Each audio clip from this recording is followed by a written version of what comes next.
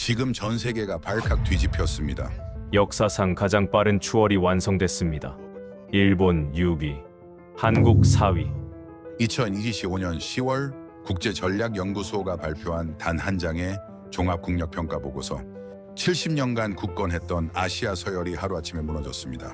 GDP 13위 국가가 어떻게 종합사회가 될 수 있나? 절대 인정할 수 없다. 이 미스터리를 풀기 위해 CNN 특파원이 서울로 향했습니다. 그리고 그는 단 3주 만에 충격적인 보고서를 발표합니다. 이건 단순한 순위 상승이 아닙니다. 일본 전역이 충격에 빠졌고 중국은 침묵했습니다. 도대체 서울에서 무슨 일이 벌어진 걸까요? 세계 4위 강대국의 숨겨진 진실, 지금 바로 폭로합니다. 금요일 오후 2시, 저는 도쿄 롭폰기에 있는 CNN 아시아 지국 사무실에서 평소처럼 일본 경제 동향 리포트를 작성하고 있었습니다. 일본 경제, 완만한 회복세 지속, 제가 쓰고 있던 기사 제목이었죠. 바로 그때 제 컴퓨터 화면에 긴급 속보 알림이 떴습니다. 국제전략연구소 국가종합력평가 발표. 별 관심 없이 클릭했습니다. 매년 나오는 보고서였으니까요. 일본은 항상 아시아 1위, 세계 3위에서 4위를 유지했고 한국은 10위권 밖이었습니다. 그런데 순위를 보는 순간 저는 얼어붙었습니다. 1위 미국, 2위 중국, 3위 독일, 4위 한국, 5위 영국, 6위 일본. 저는 모니터를 다시 봤습니다. 오타인가 싶어서요. 한국이 4위, 일본이 6위. 이게 무슨...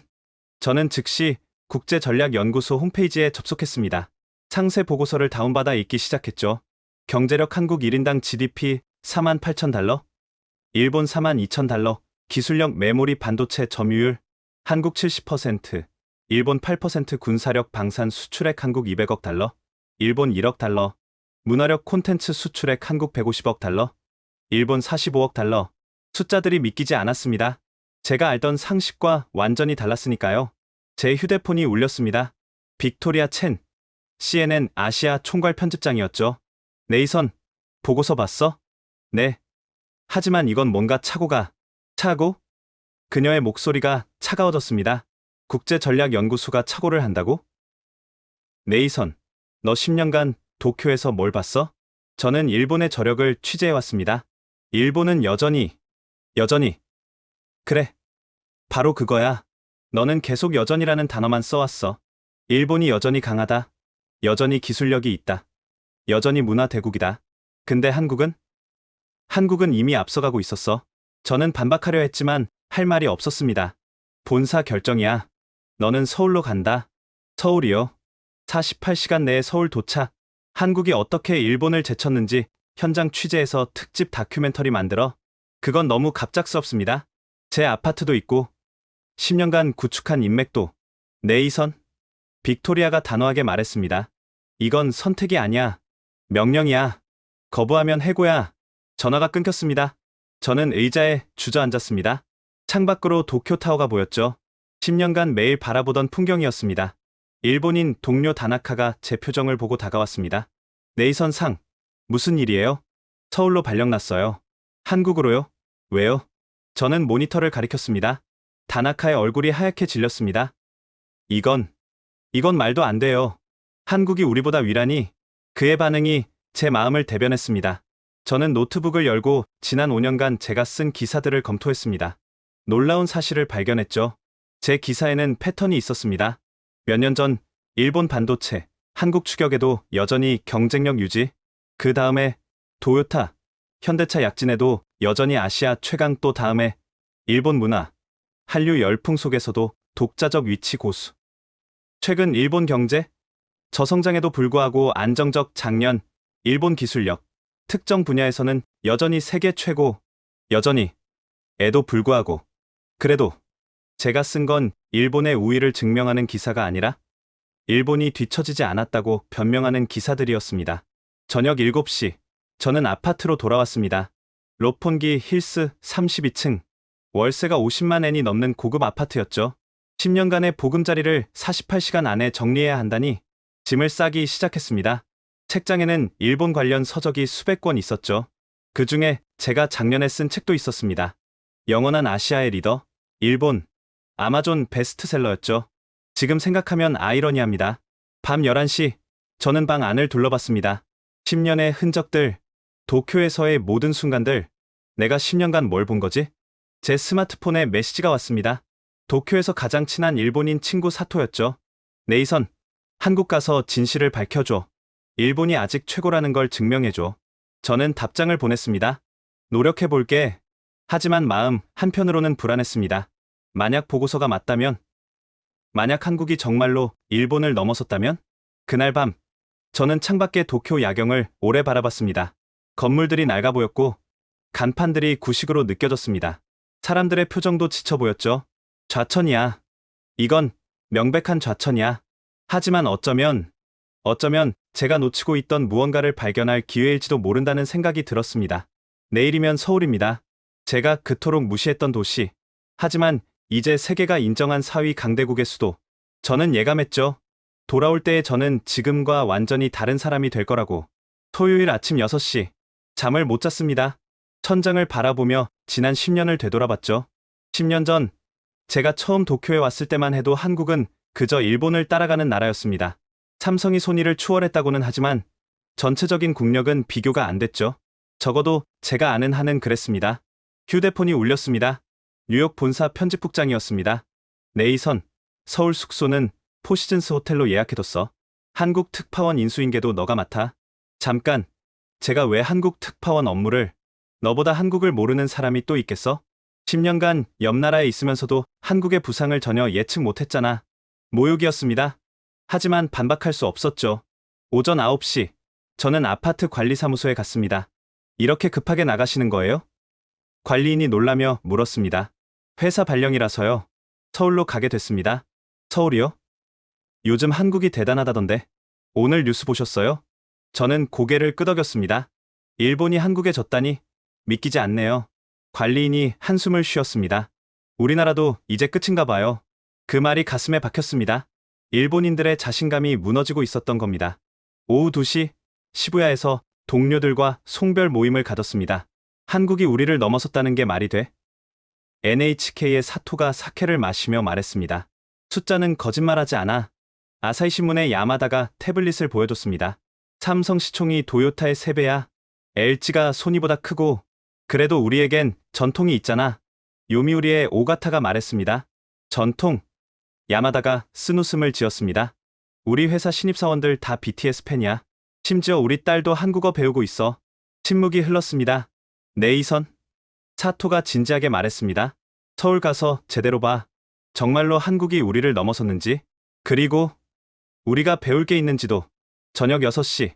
저는 아파트로 돌아왔습니다. 짐은 대부분 창고로 보내고 캐리어 2개의 필수품만 챙겼죠. 책상 위에 제가 쓴 책이 놓여 있었습니다. 영원한 아시아의 리더, 일본. 표지가 조롱하는 것 같았습니다. 저는 책을 집어 들었다가 다시 내려놓았습니다. 가져갈 필요가 없었죠. 이미 틀린 내용이니까요. 밤 9시, 하네다 공항으로 출발했습니다. 택시 안에서 도쿄의 야경을 바라봤죠. 10년간 제가 사랑한 도시. 하지만 오늘은 달라 보였습니다. 건물들이 오래돼 보였고, 거리는 활기가 없었습니다. 편의점도 여전히 현금 위주였고, 택시도 아직 수동 결제였죠. 일본은 20년 전에서 멈춰 있구나. 공항에 도착해서 체크인을 했습니다. 대한항공 카운터 직원이 물었습니다. 비즈니스 클래스로 업그레이드 해드릴까요? 자리가 많이 남아서요. 아니요. 이코노미로 주세요. 굳이 편하게 갈 필요가 없었습니다. 이건 좌천이니까요.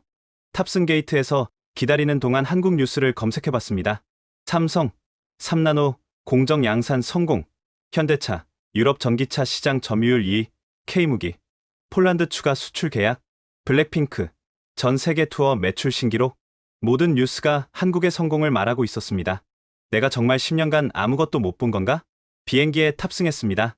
옆자리에는 한국인 비즈니스맨이 앉아 있었죠. 도쿄에서 사업하세요? 그가 먼저 말을 걸었습니다. 아니요, 기자입니다. CNN 특파원이에요. 아, 그럼 오늘 발표 때문에 서울 가시는 거예요? 네, 뭐. 그렇죠. 저도 봤어요. 드디어 한국이 일본을 넘어섰네요. 그가 미소 지었습니다. 사실 예상했던 일이에요. 예상했다고요? 제가 양쪽에서 사업을 하는데요. 5년 전부터 확실히 달랐어요. 일본은 결정이 너무 느려요. 한국은 하루면 끝나는 일을 일본은 한 달 걸려요. 그게 신중한 거 아닌가요? 신중함과 답답함은 달라요. 세상이 얼마나 빨리 변하는데 팩스로 서류 보내고 도장 찍고 그 사이 한국 기업들은 이미 세계 시장 차지하고 있어요. 그의 말이 맞았습니다.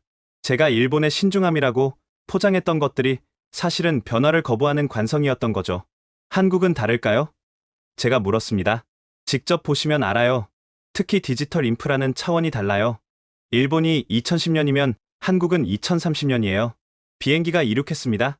창밖으로 도쿄의 불빛이 멀어졌죠. 2시간. 단 2시간 후면 저는 서울에 도착합니다. 제가 10년간 무시하고 외면했던 도시. 하지만 이제는 인정해야 했습니다. 세계가 인정한 4위 강대국의 수도라는 것을. 기내 와이파이로 마지막 이메일을 확인했습니다. 빅토리아가 보낸 메시지였죠. 네이선, 선입견을 버려. 그리고 있는 그대로를 봐. 너가 10년간 놓친 것들을 이제라도 발견하길 바라. 저는 창밖을 바라봤습니다. 구름 아래로 불빛이 보이기 시작했죠. 서울이었습니다. 밤 11시 15분. 인천공항에 착륙했습니다. 비행기에서 내리자마자 첫 번째 충격을 받았습니다. 게이트에서 입국장까지 가는 통로가 예술 작품 같았던 겁니다. 천장에는 미디어 아트가 흐르고 있었고 통로 양옆에는 한국 전통 문양이 현대적으로 재해석되어 있었죠. 공항 통로가 이렇게 아름다울 필요가 있나? 하지만 이건 시작에 불과했습니다. 입국 심사장에 도착했을 때 두 번째 충격이 왔습니다. 외국인 줄이 거의 없었던 겁니다. 앞에 서 있던 프랑스 관광객에게 물었습니다. 왜 이렇게 한산하죠? 한국인들은 자동 입국 심사대를 써요. 얼굴만 보여주면 10초 만에 통과하죠. 우리 같은 외국인도 사전 등록하면 자동으로 가능해요. 일본은 아직도 입국 심사에 30분씩 걸리는데 제 차례가 왔습니다. 심사관이 여권을 스캔하자 제 정보가 화면에 즉시 떴습니다. CNN 기자님이시군요. 한국 취재 오신 건가요? 네. 특별 프로젝트 때문에 왔습니다. 국제전략연구소 발표 관련인가요? 심사관이 미소 지었습니다. 오늘도 외국 기자분들 많이 오셨어요. 도장 쾅. 20초 만에 끝났습니다. 수화물 찾는 곳으로 가는 길. 또 놀랐습니다. 실시간으로 가방이 어디쯤 오고 있는지 화면에 표시되고 있었던 겁니다. 5번 컨베이어 벨트. 2분 후 도착 예정. 정확히 2분 후 제 캐리어가 나왔습니다. 총 8분. 도쿄에서는 최소 30분이었는데 세관을 통과하고 도착 로비로 나왔습니다. 밤 11시 40분인데도 환하고 활기찼죠. 환전소를 찾았지만 직원이 고개를 저었습니다. 현금은 거의 필요 없으실 거예요. 한국은 99% 카드나 모바일 결제예요.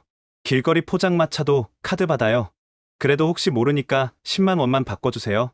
공항철도 타는 곳으로 향했습니다. 표를 사려고 매표소를 찾았지만 없었습니다.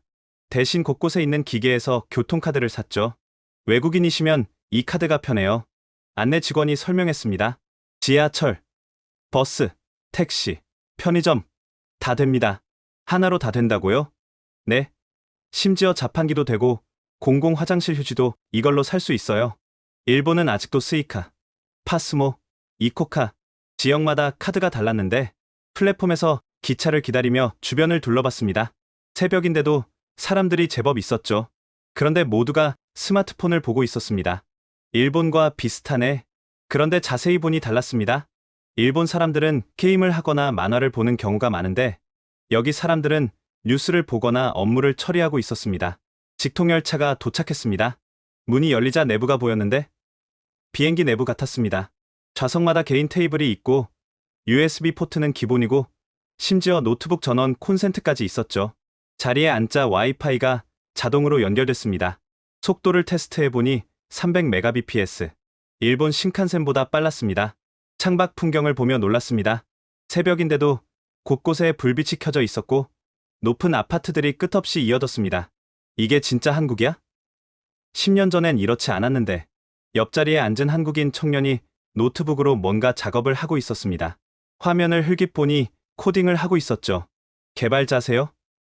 제가 영어로 물었습니다. 네. 스타트업에서 일해요. 그가 유창한 영어로 답했습니다. 미국 회사와 협업 중이라 시차 때문에 이 시간에 일하고 있어요. 새벽에도 일하시네요. 한국 스타트업은 24시간 돌아가요. 경쟁이 워낙 치열해서요. 근데 그만큼 성장도 빠르고요. 일본 스타트업은 어떻게 생각하세요? 그가 잠시 망설이다 말했습니다. 솔직히 말씀드려도 될까요? 물론이죠. 너무 느려요. 결정도 느리고 실행도 느리고 우리가 제품 3개 출시할 동안 일본은 회의만 하고 있어요. 뼈아픈 지적이었습니다. 서울역이 가까워지자 도시의 스카이라인이 보였습니다. 롯데타워, 남산타워, 그리고 수많은 고층 빌딩들. 도쿄 못지않은, 아니, 어떤 면에서는 더 현대적인 모습이었죠. 와, 저도 모르게 감탄이 나왔습니다. 청년이 웃었습니다. 처음 오셨나봐요. 10년 만에 왔습니다. 그럼 완전 다른 도시일 거예요. 한국은 10년이면 2번 바뀌거든요. 서울역에 도착했습니다. 새벽 12시 30분. 역사를 나오니 택시들이 줄지어 있었습니다. 그런데 모두 전기차였습니다. 포시즌스 호텔까지 가주세요. 네, 알겠습니다. 기사님이 내비게이션도 켜지 않고 출발했습니다. 다 자동으로 최적 경로 안내되어 차 안에는 태블릿이 있었고 실시간으로 경로와 예상 시간, 요금이 표시되고 있었습니다. 서울은 밤에도 이렇게 밝나요? 제가 물었습니다. 잠들지 않는 도시죠. 특히 강남은 새벽 3시까지 불야성이에요. 일본은 어떤가요? 도쿄도 밤 문화가 있긴 한데 이 정도는 아니에요. 한국 사람들은 일도 열심히 하고 놀기도 열심히 해요. 그래서 발전하는 거고요. 호텔에 도착했습니다. 결제하려고 카드를 꺼내자 기사님이 웃었습니다. QR 코드 찍으시면 돼요. 팁도 앱으로 주실 수 있어요. 체크인 카운터에서도 놀랐습니다. 직원이 태블릿 하나로 모든 절차를 처리했고 1분 만에 끝났죠. 특별히 필요한 것 있으시면 룸 태블릿으로 주문하세요. 로봇이 가져다 드립니다. 로봇이요? 네. 24시간 운영됩니다. 엘리베이터를 타고 올라가며 생각했습니다. 이게 정말 내가 알던 한국인가? 방에 들어가니 더 놀랐습니다. 음성으로 조명, 온도, TV를 제어할 수 있었고 창문도 자동으로 불투명도를 조절할 수 있었죠. 침대에 누워 천장을 바라봤습니다. 첫날부터 이렇게 충격적인데? 앞으로 2주 동안 뭘 더 보게 될까? 한 가지는 확실했습니다. 제가 10년간 믿어온 모든 것들이 무너지기 시작했다는 것. 주말 동안 서울 곳곳을 둘러본 후 월요일 아침 7시 호텔 창문으로 서울이 한눈에 들어왔습니다. 출근 시간인데도 도로가 막히지 않았죠. 러시아어가 없나? 궁금해서 프런트에 전화했습니다. 서울은 출근 시간에 안 막히나요? 예전엔 심했는데 지금은 많이 나아졌어요. 재택근무가 보편화됐고 출퇴근 시간도 자율적이거든요. 그리고 대중교통이 워낙 좋아서 차를 안 가져오는 사람이 많아요. 일본은 아직도 만원 전철에 직원들을 밀어 넣는데 아침 식사를 하러 호텔 레스토랑에 내려갔습니다. 뷔페였는데 한식, 양식, 일식이 모두 있었죠. 그런데 특이한 게 있었습니다. 각 음식마다 QR코드가 있었고 스캔하면 칼로리, 영양 성분, 알레르기 정보가 다 나왔습니다. 심지어 당뇨병 환자 주의, 고혈압 환자 추천 같은 맞춤 정보까지. 이런 세심함은 일본을 능가하네. 식사 후 강남으로 나갔습니다. 월요일 오전인데 거리가 활기찼죠. 그런데 뭔가 이상했습니다. 편의점이 보이는데 직원이 없었습니다. 무인 편의점이었던 겁니다. 호기심에 들어가 봤습니다. 입구에 안내문이 있었죠. 물건을 고르고 셀프 계산대에서 결제하세요. 현금 결제 시 거스름돈은 직접 가져가세요. 현금을 그냥 둔다고? 계산대를 보니 정말 현금 박스가 열려 있었습니다. 10,000원짜리, 5,000원짜리가 수북이 쌓여 있었죠. 이걸 누가 가져가면 어떡하지? 바로 그때 한국인 아주머니가 들어왔습니다. 김밥과 커피를 고르더니 계산대에서 10,000원을 넣고 거스름돈 3,000원을 직접 꺼내갔습니다. 저는 충격을 받았습니다. 저기, 죄송한데요. 제가 영어로 물었습니다. 도둑이 없나요? 아주머니가 어리둥절한 표정으로 저를 봤습니다. 도둑이요? 왜 남의 돈을 가져가요? 하지만 감시하는 사람도 없고, 에이, 다 CCTV 있잖아요. 그리고 남의 돈 훔치면 안 되죠. 그게 상식이잖아요. 그녀는 당연하다는 듯이 나갔습니다. 저는 시험 삼아 커피 하나를 골랐습니다. 2,000원, 10,000원을 넣고 거스름돈 8,000원을 꺼냈죠. 아무 일도 일어나지 않았습니다. 밖으로 나와 걷다가 또 충격적인 장면을 목격했습니다. 카페 앞에 노트북과 가방을 두고 자리를 비운 사람들이 여럿 있었던 겁니다. 저걸 그냥 두고 가? 10분쯤 지켜봤는데 아무도 건드리지 않았습니다. 주인들이 돌아와 다시 자리에 앉았죠. 바로 옆 무인 카페로 들어가 봤습니다. 여기도 마찬가지였습니다. 커피 머신과 계산대만 있고 현금통은 열려 있었죠. 벽에 붙은 안내문이 인상적이었습니다. 우리는 여러분을 신뢰합니다. 정직한 결제 감사합니다. 한 청년이 아메리카노를 만들고 4,000원을 넣는 걸 봤습니다. 실례지만 제가 물었습니다. 돈을 안 내는 사람은 없나요? 가끔 실수로 깜빡하는 사람은 있죠. 근데 보통 다음날 와서 2배로 내요. 2배로요? 미안하니까요. 저번에 제가 깜빡했는데 다음날 와서 10,000원 넣었어요. 이해할 수 없었습니다. 일본도 정직한 나라로 유명한데 이 정도는 아니거든요. 청년이 웃었습니다. 일본은 규칙이 있어서 지키는 거고 한국은 그냥 양심의 문제예요. 남이 보든 안 보든 정직한 거죠. 점심시간이 되자 직장인들이 쏟아져 나왔습니다. 식당가로 갔는데 또 놀랐습니다. 대부분 식당이 키오스크로 주문받고 있었고 서빙 로봇이 음식을 날랐습니다. 한 식당에 들어갔습니다. 입구에서 QR코드를 찍으니 메뉴가 제 스마트폰에 떴죠. 영어, 중국어, 일본어 자동 번역까지. 주문하고 자리에 앉으니 5분 만에 로봇이 음식을 가져왔습니다. 잉. 음식 도착했습니다. 맛있게 드세요. 로봇이 말까지 했습니다. 옆 테이블 회사원들 대화가 들렸습니다. 일본 출장 다녀왔는데 답답해 죽는 줄 알았어. 왜? 아직도 현금만 받는 데가 많고 와이파이도 느리고 무엇보다 일 처리가 너무 느려. 그래도 일본은 선진국 아니야? 옛날 선진국이지. 지금은 우리가 더 앞서 있어. 그들의 자신감이 인상적이었습니다. 식사 후 테헤랄로를 걸었습니다. 한국의 실리콘밸리라고 불리는 곳이죠. 높은 빌딩마다 IT 기업들이 입주해 있었고 1층에는 스타트업 카페와 코워킹 스페이스가 즐비했습니다. 한 코워킹 스페이스에 들어가 봤습니다. 24시간 운영, 무료 커피, 초고속 인터넷, 3D 프린터, 수면실까지. 하루 이용권 얼마예요? 제가 물었습니다. 처음 오신 분은 무료예요. 스타트업 생태계 활성화 차원에서 정부가 지원해요. 정부가 지원한다고? 매니저가 설명했습니다. 한국 정부는 스타트업을 국가 전략 산업으로 봐요.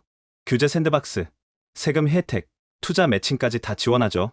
일본은 규제가 너무 많아서 저희도 예전엔 그랬어요. 근데 10년 전부터 완전히 바뀌었죠. 이제는 일단 해보고 문제 생기면 규제하자는 주의예요. 저녁이 되자 강남역 근처는 더 활기찼습니다. 거리 공연, 팝업 스토어, 푸드 트럭, 모든 게 역동적이었죠. 특히 인상적인 건 밤 10시가 넘었는데도 여성들이 혼자 돌아다닌다는 거였습니다. 안전한가 봐요? 제가 커피숍 직원에게 물었습니다. 한국은 세계에서 가장 안전한 나라 중 하나예요. 범죄율도 낮고 CCTV도 많고 무엇보다 시민 의식이 높아요. 밤 11시 편의점에 들렀습니다. 여기도 무인이었죠. 다시 한번 현금 박스를 봤습니다. 아침보다 돈이 더 많이 쌓여 있었습니다.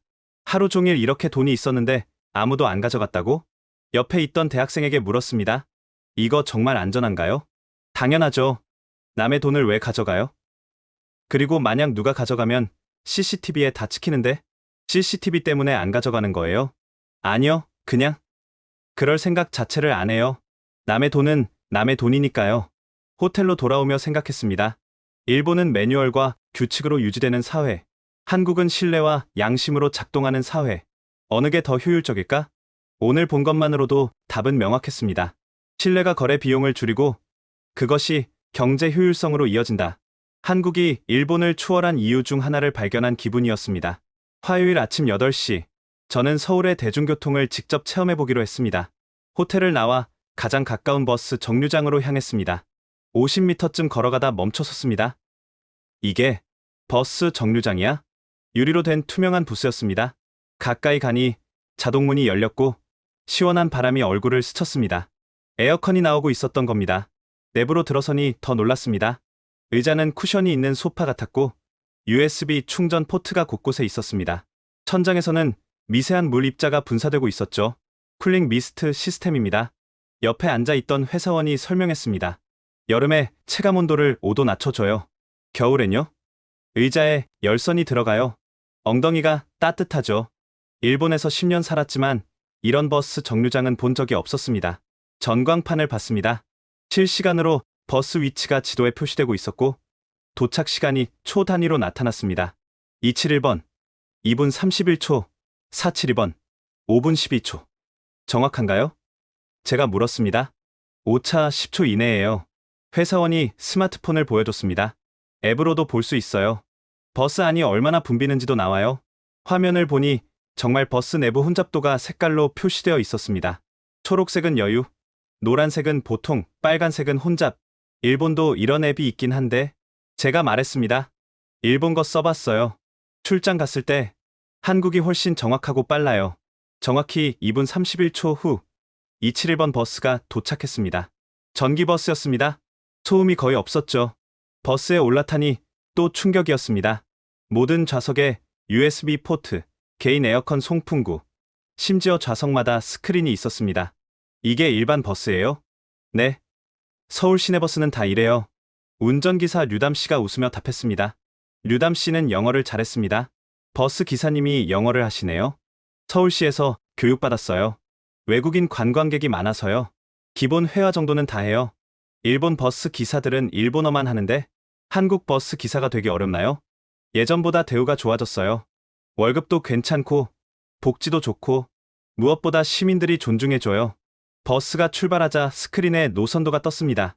현재 위치, 다음 정류장, 예상 도착 시간이 실시간으로 업데이트됐죠.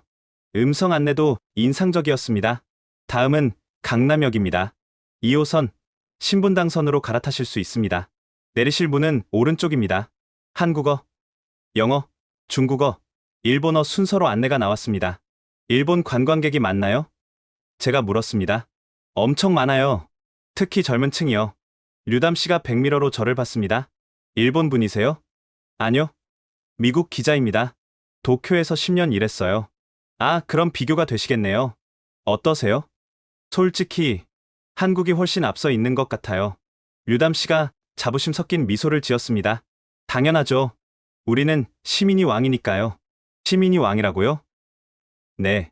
모든 시스템이 시민 편의를 위해 존재해요. 정류장 에어컨도, 버스 와이파이도 다 시민을 위한 거죠. 신호등에 멈춰 섰을 때 류담 씨가 태블릿을 보여줬습니다. 이거 보세요. 실시간으로 최적 경로를 알려줘요. 교통 상황에 따라 노선을 조금씩 조정할 수 있어요. 버스 노선을 바꿀 수 있다고요? 네. 시스템이 허용하는 범위 내에서요. 예를 들어 사고로 막히면 우회하고 승객이 없는 정류장은 패스하고 이런 유연성은 일본에서는 상상도 못할 일이었습니다. 강남역에 도착했습니다. 버스에서 내리며 류담 씨에게 물었습니다. 일본 버스와 비교해서 어떤가요? 일본 출장 갔을 때 버스 탔었어요. 깨끗하고 정시 운행하는 건 좋았어요. 근데 너무 경직됐어요. 융통성이 없달까. 그게 일본의 장점 아닌가요? 정확성? 정확성과 경직성은 달라요. 한국도 정확해요. 근데 상황에 맞게 유연하게 대응하죠. 그게 진짜 선진국 아닐까요? 버스가 떠나고 저는 강남역 한복판에 서서 생각에 잠겼습니다. 일본은 매뉴얼대로, 한국은 상황에 맞게, 일본은 공급자 중심, 한국은 사용자 중심. 강남역 지하철로 내려갔습니다. 여기서도 충격은 계속됐습니다. 스크린도어는 기본이고 승강장 곳곳에 공기청정기가 작동 중이었습니다. 미세먼지 농도가 실시간으로 표시되고 있었죠. 현재 미세먼지 농도 좋음 15 마이크로그램. 열차가 들어왔습니다. 문이 열리자 시원한 바람과 함께 은은한 향기가 났습니다. 향기가 나요? 제가 옆 사람에게 물었습니다. 네. 시간대별로 다른 향을 내보내요. 아침엔 상쾌한 향, 저녁엔 편안한 향. 일본 지하철은 그냥 지하철 냄새만 났는데 차 내 스크린에서는 뉴스, 날씨, 주식 정보가 실시간으로 흘러나왔습니다. 와이파이 속도를 테스트해봤습니다. 500mbps. 지하철 안에서 이런 속도라니. 삼성역에서 내려 코엑스로 향했습니다. 지하 통로를 걷는데 천장에 디지털 스크린으로 하늘이 펼쳐져 있었습니다. 마치 지상을 걷는 느낌이었죠. 지하 통로까지 이렇게 신경 쓰다니. 코엑스몰에 도착했을 때는 할 말을 잃었습니다. 거대한 디지털 수족관, 홀로그램 안내원, 자율주행 안내 로봇. 안녕하세요. 어디로 안내해드릴까요? 로봇이 제게 다가와 물었습니다. 푸드코트요. 따라오세요. 로봇이 앞장섰습니다. 외국인이신가요? 영어로 설명해드릴까요? 로봇이 상황을 파악하고 언어를 전환했습니다. 푸드코트에 도착했을 때 또 놀랐습니다. 주문은 모두 태블릿으로, 결제는 얼굴 인식으로도 가능했습니다. 얼굴 인식 결제요? 네. 사전에 등록하면 돼요. 마스크 써도 인식해요. 점심을 먹으며 주변을 둘러봤습니다. 가족, 연인, 친구들 모두가 행복해 보였습니다. 이게 선진국 시민의 일상이구나. 갑자기 일본에서의 10년이 떠올랐습니다. 만원 전철, 불편한 시스템, 느린 변화. 일본인들은 그걸 질서라고 불렀지만 사실은 정체였던 게 아닐까? 한국은 달랐습니다. 빠르게 변하면서도 질서가 있었고 편리하면서도 안전했습니다. 무엇보다 모든 게 사람을 위해 설계되어 있었습니다. 저는 노트북을 꺼내 메모했습니다. 한국은 미래에 살고 있다. 그것도 사람 중심의 미래에. 수요일 오전 10시, 저는 서울의 무인 경제를 본격적으로 취재하기로 했습니다. 성수동의 한 무인 카페에서 시작했습니다. 트러스트 커피라는 이름이 인상적이었죠. 문을 열고 들어서니 향긋한 커피 향이 났습니다. 하지만 직원은 없었죠. 대신 벽에 이런 문구가 적혀 있었습니다. 당신을 믿습니다. 커피를 즐기고 양심껏 결제해주세요. 커피 머신 5대가 줄지어 있었고 각각 다른 원두를 사용한다고 적혀 있었습니다. 케냐, 콜롬비아, 브라질, 에티오피아, 자메이카 블루마운틴까지. 자메이카 블루마운틴을 무인 카페에서 가격표를 봤습니다. 블루마운틴 8,000원. 시중가의 절반이었습니다. 직원 인건비가 없으니 이런 가격이 가능한가? 커피를 내리는 동안 카페를 둘러봤습니다. 한쪽 벽면에는 대형 스크린이 있었고 실시간으로 결제 현황이 표시되고 있었습니다. 오늘의 정직 지수 102%. 102%라고? 옆에 있던 대학생에게 물었습니다. 102%가 무슨 뜻이에요? 어제 깜빡하고 안 낸 사람들이 오늘 와서 더 내고 간 거예요. 보통 98에서 102 사이예요. 그럼 거의 다 정직하게 낸다는 거네요. 당연하죠. 안 내면 도둑이잖아요. 커피를 다 내리고 계산대로 갔습니다. 현금통이 열려 있었고 10,000원짜리와 5,000원짜리가 가득했습니다. 대충 세어보니 200만 원은 넘어 보였죠. 이 돈을 그냥 둔다고? 바로 그때 한 중년 남성이 들어왔습니다. 아메리카노를 내리고 4,000원을 넣었죠. 안녕하세요. 제가 인사했습니다. 외국 기자인데 인터뷰 좀 해도 될까요? 네, 그러세요. 이런 무인 카페 불안하지 않으세요? 남성이 웃었습니다. 왜 불안해요? 돈 안 내는 사람이 있을까 봐요. 네, 가끔 있죠. 근데 대부분 실수예요. 그리고 보통 다음에 와서 2배로 내요. 왜 2배로 내죠? 미안하니까요. 저도 한번 바빠서 깜빡했는데 다음날 와서 10,000원 냈어요. 법적으로 문제 없나요? 돈을 안 내도? CCTV 있잖아요. 근데 경찰 부를 일은 거의 없어요. 대부분 양심적으로 해결되니까. 그가 커피를 들고 나갔습니다. 저는 8,000원짜리 블루마운틴을 마시며 생각했습니다. 신뢰가 거래 비용을 얼마나 줄이는지 한국이 증명하고 있구나. 카페를 나와 근처 무인 빨래방에 들렀습니다. 여기도 충격적이었습니다. 세탁기와 건조기가 20대 있었는데 모두 앱으로 제어할 수 있었습니다. 집에서 빨래 상태를 확인하고 끝나면 알림이 오는 시스템이었죠. 빨래를 두고 가도 안전한가요? 제가 이용객에게 물었습니다. 네. 다들 자기 빨래만 가져가요. 남의 빨래 가져가는 사람 본 적 없어요. 일본도 치안이 좋다고 하지만 이 정도 신뢰 수준은 아니었습니다. 점심시간, 저는 강남의 한 무인 편의점에서 식사를 해결했습니다. 입구에서 앱으로 QR코드를 찍고 들어갔습니다. 물건을 고르고 나올 때 자동으로 결제되는 시스템이었죠. 아마존 고와 비슷하지만 더 진화한 느낌이었습니다. 그런데 한 구석에 특이한 코너가 있었습니다. 정직 코너. 설명을 읽어보니 앱이 없는 사람도 이용할 수 있는 공간이었습니다. 여기서는 직접 계산하고 현금통에 돈을 넣는 방식이었죠. 한 할머니가 김밥을 고르고 계산하는 걸 봤습니다.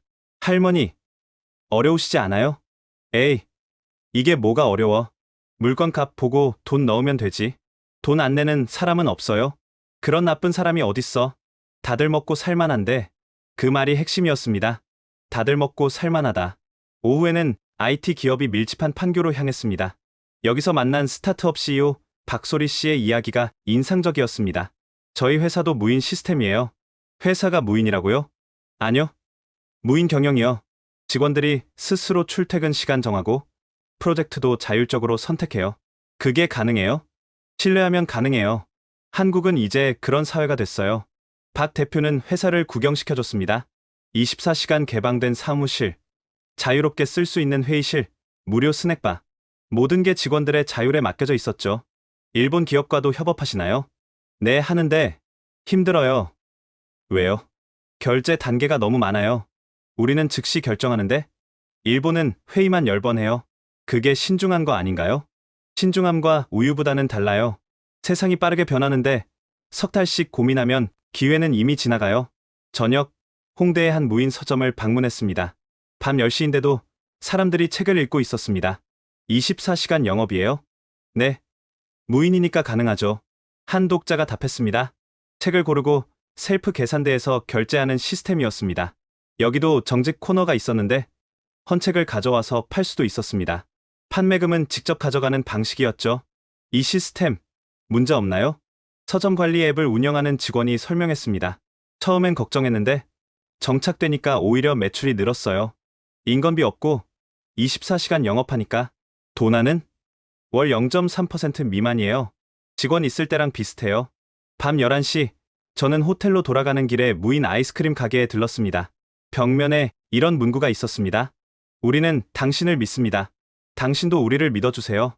아이스크림을 고르고 4,000원을 넣었습니다. 카운터 위에 놓인 노트가 눈에 들어왔습니다. 고객 한마디. 펼쳐보니 이런 글들이 있었습니다. 어제 깜빡했어요.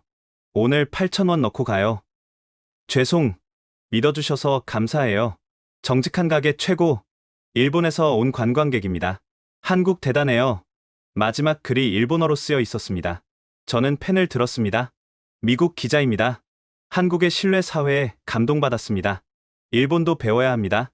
호텔로 돌아오는 길 문득 깨달았습니다. 일본은 규칙과 감시로 질서를 유지합니다. 한국은 신뢰와 양심으로 사회를 운영합니다. 어느 것이 더 효율적일까요? 어느 것이 더 인간적일까요? 오늘 본 것만으로도 답은 명확했습니다. 그날 밤 저는 긴 기사를 썼습니다. 제목은 이랬습니다. 한국의 무인 경제, 신뢰가 만든 미래.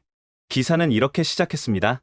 한국은 세계에서 가장 믿을 수 있는 사회를 만들었다. 그리고 그 신뢰는 경제적 효율성으로 직결되고 있다. 일본이 20세기 모델에 머물러 있는 동안 한국은 21세기형 신뢰 경제를 구축했다.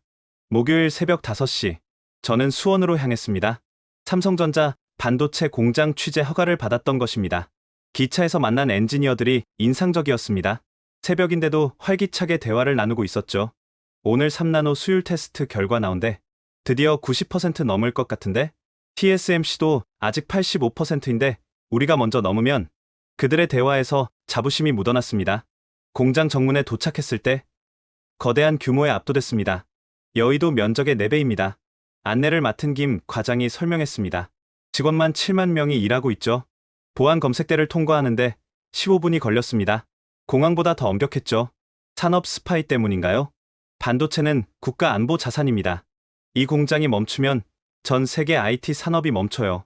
클린룸에 들어가기 위해 방진복을 입었습니다. 우주복 같았죠. 먼지 한 톨도 용납 안 됩니다. 머리카락 10만 분의 1 크기 회로를 만드니까요. 클린룸 내부는 SF 영화 세트장 같았습니다.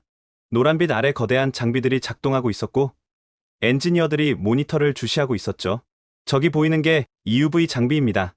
김 과장이 가리켰습니다. 한 대에 2천억 원. 전 세계에 100대밖에 없는데 우리가 20대 보유하고 있죠. 일본은 몇 대나 있나요? 3대요. 그것도 구형 모델이고 충격적인 격차였습니다. 어떻게 일본을 이렇게 앞서게 됐나요? 일본이 90년대에 안주하는 동안 우리는 미친 듯이 투자했어요. 매년 40조 원씩. 일본은 투자를 주저했고요. 생산 라인을 둘러보는데 완전 자동화에 놀랐습니다. 사람이 거의 없네요. AI가 대부분 제어해요. 사람은 AI를 관리하는 역할이죠. 일본 반도체 공장은 어떤가요? 김 과장이 쓴웃음을 지었습니다. 10년 전 기술이죠. 수동 공정이 아직도 많고 회의실로 이동해 브리핑을 받았습니다. 삼성은 전 세계 메모리 반도체의 40%를 생산합니다. 애플, 구글, 아마존, 테슬라, 다 우리 고객이죠. 일본 기업은요? 소니 정도?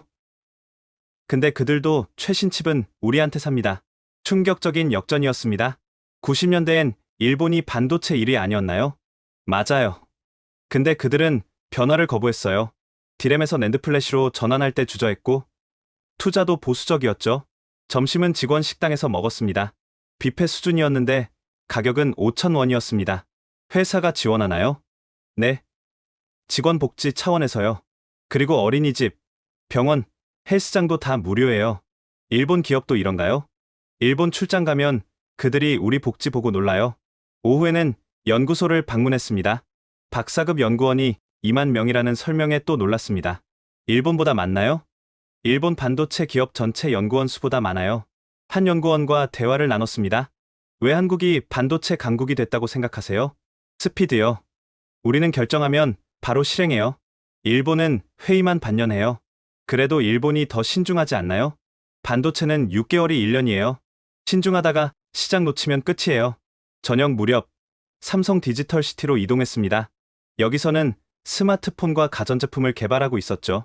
갤럭시 점유율이 애플을 넘어섰다고요? 글로벌 시장에서는 이미 1위예요. 일본에서만 애플이 앞서죠. 왜 일본에서는 안 팔리나요? 일본 사람들은 자국 제품 아니면 미국 제품만 사요. 한국 제품에 대한 편견이 있죠.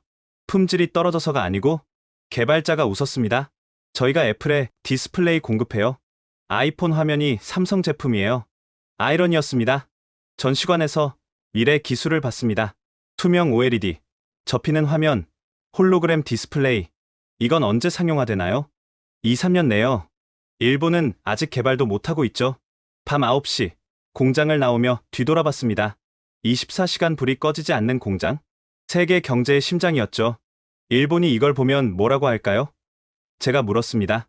김 과장이 답했습니다. 작년에 일본 경제산업성 관료들이 견학 왔어요.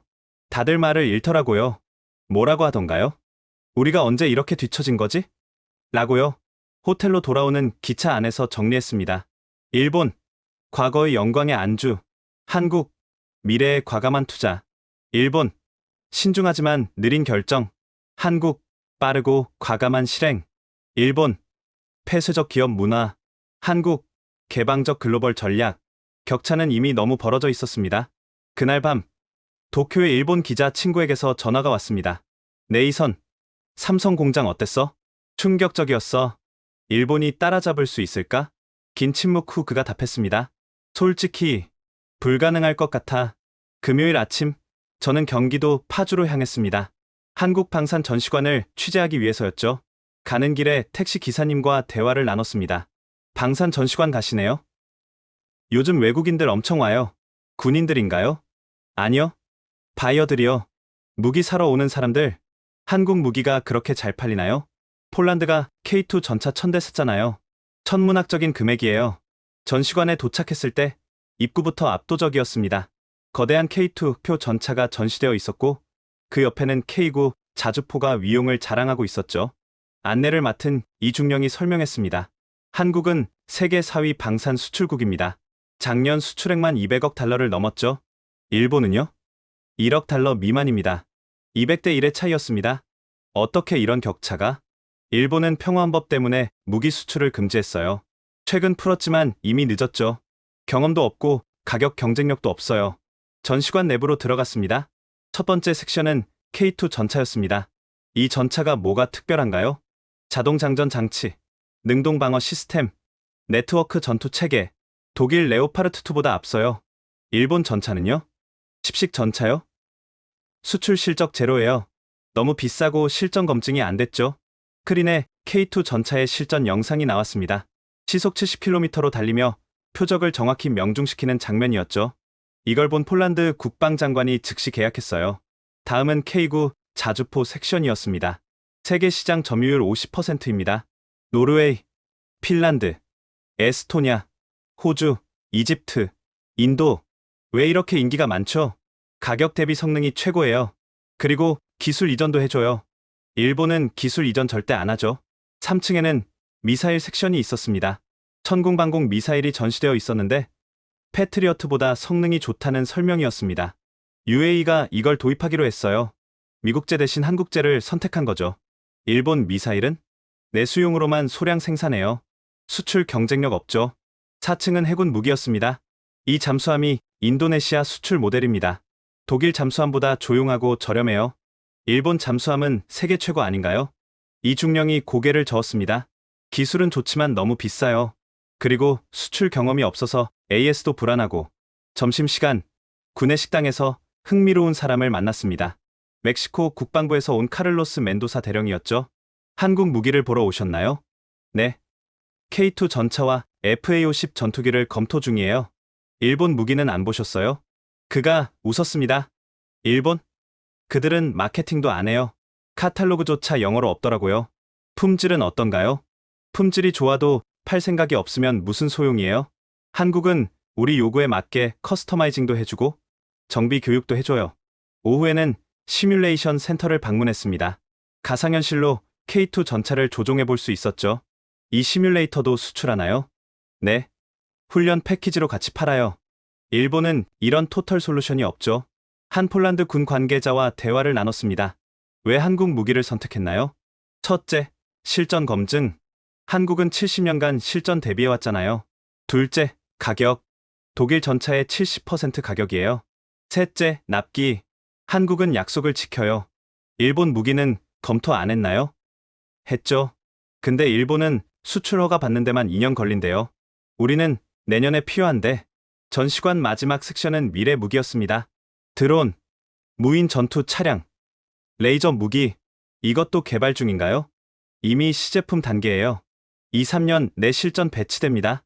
일본은? 아직 계획 단계죠. 저녁 무렵 야외 전시장을 둘러봤습니다. FA-50 경공격기가 전시되어 있었는데 말레이시아와 필리핀이 이미 도입했다는 설명이었습니다. 이 전투기의 장점이 뭐죠? 가격이 F-16의 절반이에요. 성능은 80% 수준이고요. 가성비 최고죠. 일본 전투기는? F-2요? 자국용으로만 소량 생산했어요. 수출형이 없죠. 전시관을 나오며 이 중령에게 물었습니다. 한국이 어떻게 이렇게 빨리 방산 강국이 됐나요? 절박함이죠. 북한과 대치하고 있으니까. 그리고 제조업 강국이니까 가능했어요.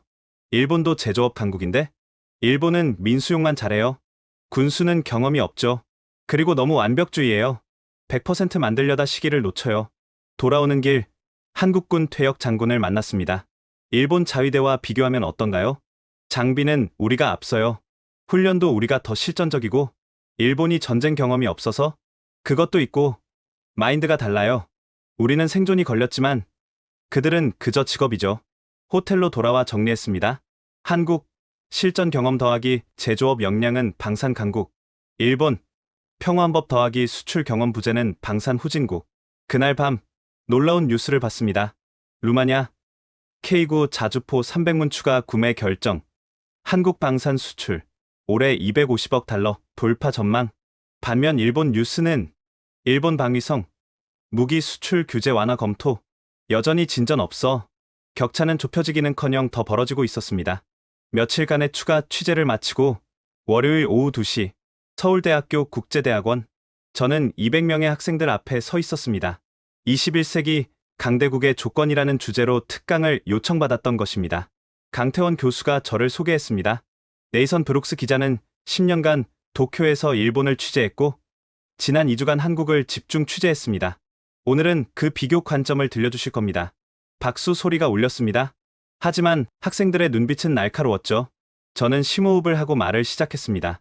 2주 전, 저는 한국이 일본을 넘어섰다는 보고서를 믿지 않았습니다. 10년간 도쿄에서 일본의 우수성을 취재해온 저에게 그건 불가능한 일이었죠. 학생들이 집중했습니다.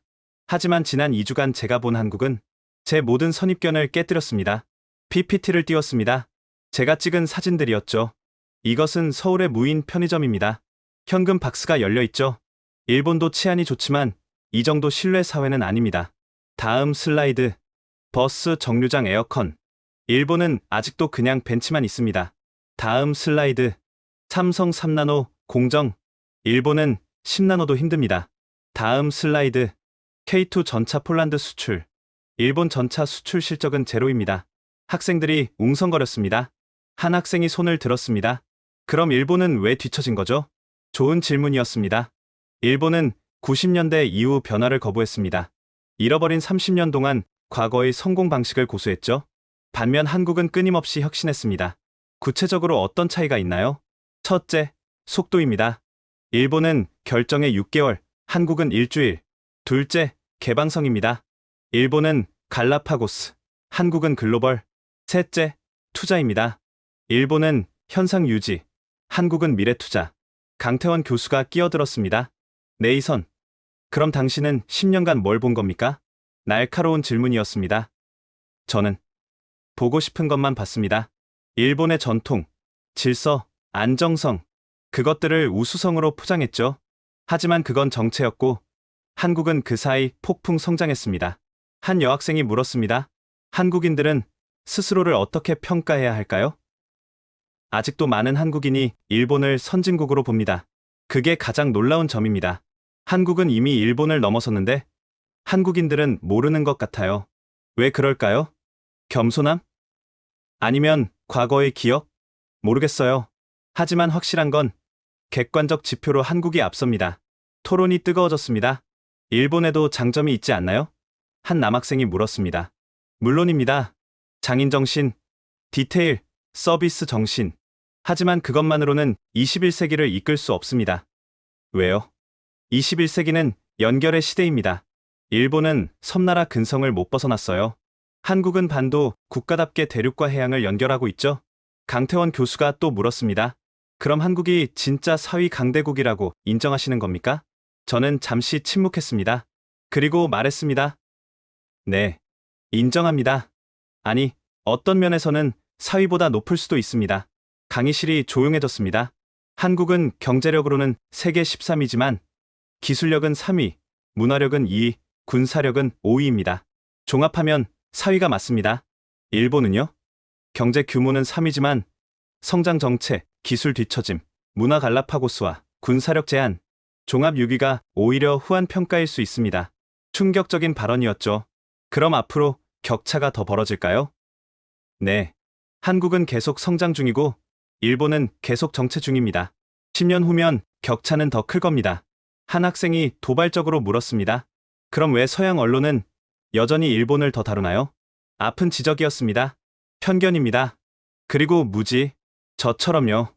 하지만 이제는 바뀔 겁니다. 제가 바꿀 겁니다. 어떻게요? CNN의 특집 다큐멘터리를 제안했습니다.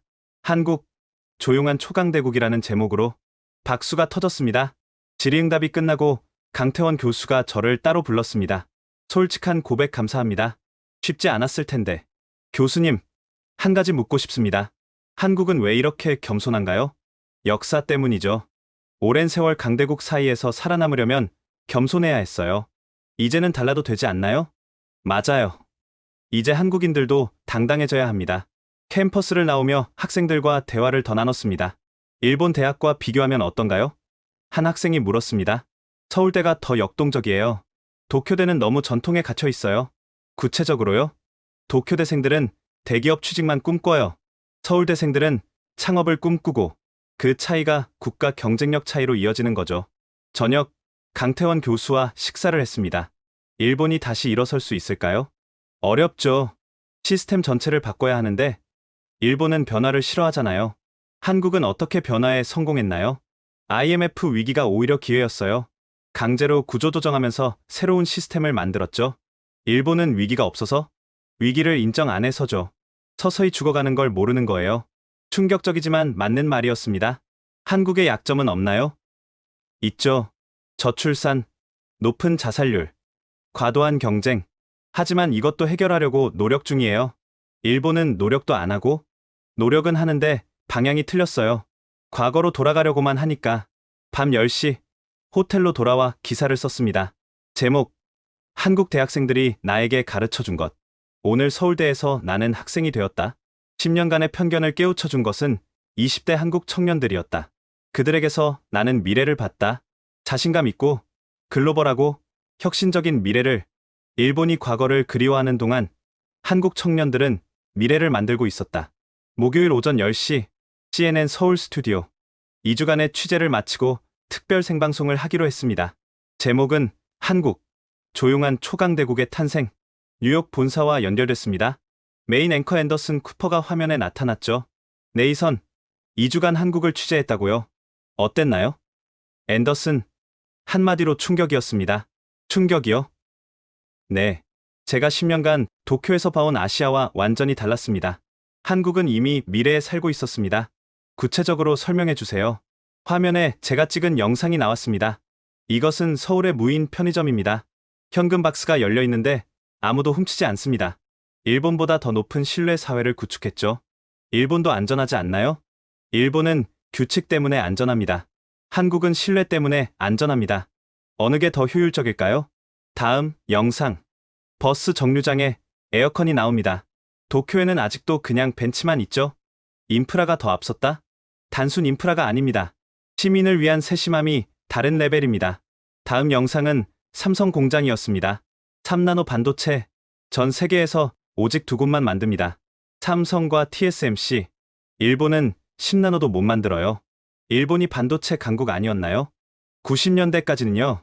지금은 한국이 일본 시장 점유율의 10배입니다. 다음은 방산 전시관 영상, K2 전차, K9 자주포, 유럽이 한국 무기를 삽니다. 일본 무기 수출액 거의 제로입니다. 앤더슨이 놀란 표정을 지었습니다. 정말 일본이 그렇게 뒤처진 건가요? 네. 일본은 과거에 갇혀 있습니다. 한국은 미래를 만들고 있고요. 화면이 바뀌며 빅토리아가 나타났습니다. 네이선, 2주 전엔 한국 발령을 거부했잖아요. 무엇이 당신을 바꿨나요? 현실입니다. 제가 10년간 환상 속에 살았다는 걸 깨달았죠. 어떤 환상? 일본이 여전히 아시아 최강이라는 환상. 한국이 이류 국가라는 편견. 이제는 한국이 새로운 아시아의 리더입니다. 아니, 어떤 면에서는 세계의 리더입니다. 생방송 채팅창이 폭발했습니다. 한국이 일본보다 앞서. 말도 안 돼. 드디어 진실이 밝혀지는구나. 일본인입니다. 인정합니다. 앤더슨이 물었습니다. 시청자들이 믿기 어려워합니다. 저도 그랬어요. 하지만 숫자는 거짓말 안 합니다. 화면에 그래프가 나타났습니다. 1인당 GDP, 한국이 일본 추월, 반도체 점유율, 한국 70%, 일본 8%, 문화 콘텐츠 수출, 한국이 일본의 3배, 방산 수출, 한국이 일본의 200배, 스튜디오가 조용해졌습니다. 도쿄 지국과 연결됐습니다. 일본 특파원 마이크가 나타났죠. 마이크, 일본 반응은 어떤가요? 충격과 부정이 교차하고 있습니다. 하지만 젊은 세대는 인정하는 분위기예요. 왜 젊은 세대는 다른가요? 그들은 이미 한국 문화에 빠져 있어요. K-팝 듣고, 한국 드라마 보고, 서울로 여행 가고, 제가 덧붙였습니다. 문화가 인식을 바꾸고 있습니다. 일본 젊은이들에게 한국은 더 이상 아래가 아닙니다. 동경의 대상이죠. 중국 베이징과도 연결됐습니다. 중국은 한국을 어떻게 보나요? 위협적인 경쟁자로 봅니다. 특히 기술과 문화에서요. 놀라운 평가였습니다. 생방송이 끝나갈 무렵 앤더슨이 마지막 질문을 했습니다. 네이선, 한국의 성공 비결이 뭘까요? 저는 잠시 생각했습니다. 첫째, 스피드, 빠른 결정과 실행. 둘째, 개방성, 글로벌 스탠다드 수용. 셋째, 교육열, 인적 자원이 곧 국력. 넷째, 위기를 기회로, IMF를 혁신의 계기로. 다섯째, 미래 투자, 당장보다 10년 후를 봄. 일본은 왜 못했을까요? 변화를 거부했기 때문입니다. 성공의 경험이 오히려 덧치됐죠. 방송이 끝났습니다. 1시간 만에 조회수 500만을 돌파했고 전 세계에서 화제가 됐습니다. 미국 대통령이 소셜미디어에 글을 올렸습니다. 한국의 성공을 축하한다. 미국도 한국에서 배워야 한다. 특히 교육과 인프라 투자를. 일본 총리도 긴급 성명을 발표했습니다. 일본은 겸허히 현실을 인정하고 한국에서 배우겠다. 한국 대통령은 이렇게 말했습니다. 우리는 이제 시작일 뿐이다. 계속 혁신하고 도전하겠다. 그날 밤 수많은 메일을 받았습니다. 당신이 진실을 말해줘서 감사합니다. 10년간 편견에 갇혀있던 건 나도 마찬가지였습니다. 한국을 다시 보게 됐습니다. 하지만 가장 인상적인 건 한국 대학생이 보낸 메일이었습니다. 우리도 우리가 이렇게 대단한 줄 몰랐어요. 알려주셔서 감사합니다. 금요일 오후 호텔 라운지에서 커피를 마시고 있었습니다. CNN 생방송 이후 전 세계가 들썩이고 있었죠. 스마트폰이 울렸습니다. 도쿄의 친구 사토였습니다. 네이선? 봤어? 뭘? 너의 방송. 일본 전체가 봤어. 반응이 어때? 긴 침묵 후 그가 말했습니다. 처음엔 분노했어. 배신감도 들었고. 하지만, 너가 맞아. 우리가 부정하고 싶었던 현실이야.